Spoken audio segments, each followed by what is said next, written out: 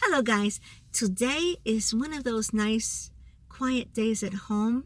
We came home from church and I'm just really like doing little things. I'm in the parking lot of a store about to get some things that I need, going home, decorating.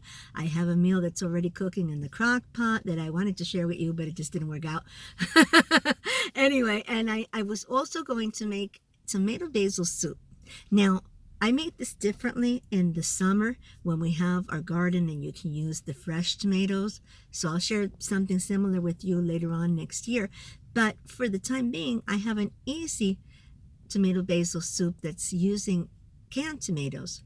So if you come along with me, we'll put that together today. That will be our recipe for today, tomato basil soup.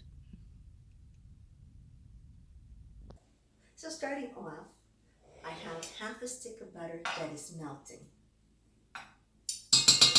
And I'm going to take some carrots. I just do this early. Carrots, celery, and onions, which are chopped up. And we're going to saute them nice. And get that flavor of the butter. And mix it.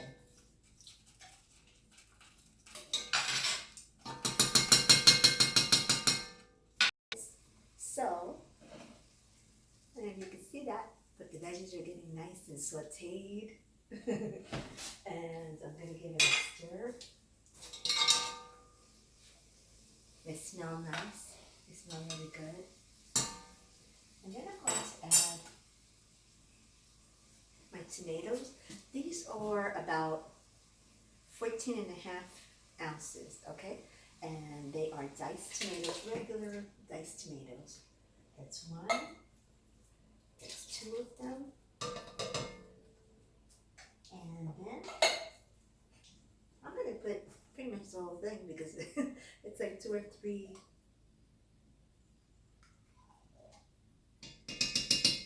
tablespoons. So that would be pretty much the whole little thing. And it's not, it's still good. Makes it nice and tomatoey. And to all of that, I'm also going to add, this is dark. This is my veggies dark. You could put chicken stuff too. It's only dark because it had darker vegetables in it this time. I had broccoli in it and stuff. It's not a dark color though. It's still red. So, what I'm going to do also is just do some real easy pepper.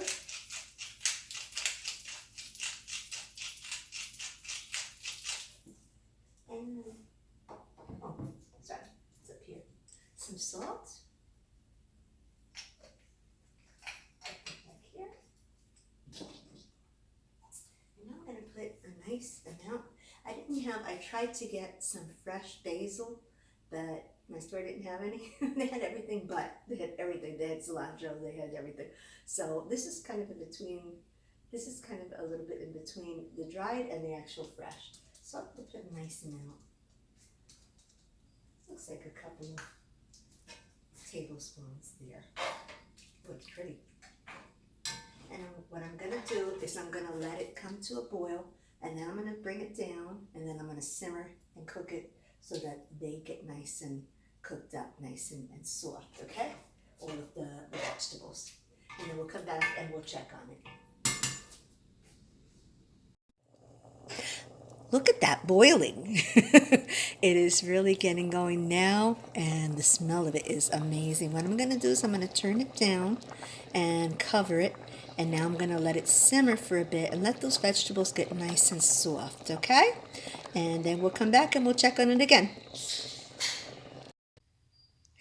It's been a few minutes. Actually, it's been about probably half an hour, and now the carrots are nice and tender. So what I'm going to do is I'm going to let it cool off a little bit, and then I'm going to take the immersion blender to it, okay? And get these to be really nice and creamy. Okay, so this baby has had a chance to cool off, and now with the immersion blender in hand, you don't want to do it really that much when it's it's that hot. I want to let it cool off, just in case it could splatter.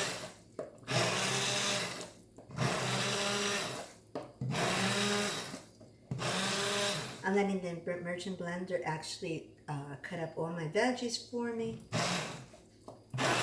You can do this with a regular blender, by the way, too. You could put the whole thing into the blender, or just put a part of it into the blender, and then return it and blend some more. You can do it in batches.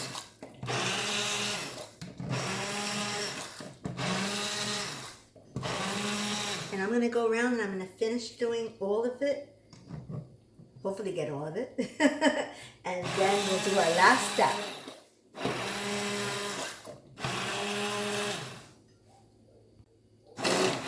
Almost ready for the last step. I'm making sure not to get myself with this.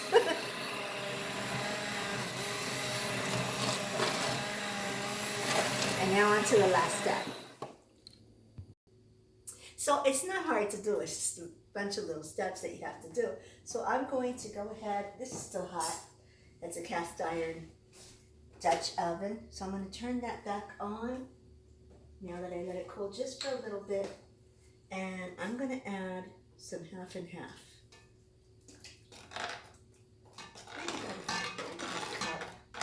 Maybe a little bit more actually, about a cup.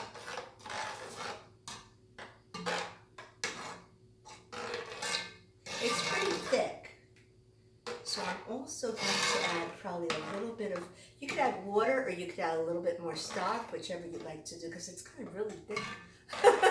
And it should be thick, but you don't want to have the consistency of tomato paste or something. That's my doggie, she wants to come in. Hold on, Viper, I'm letting you in.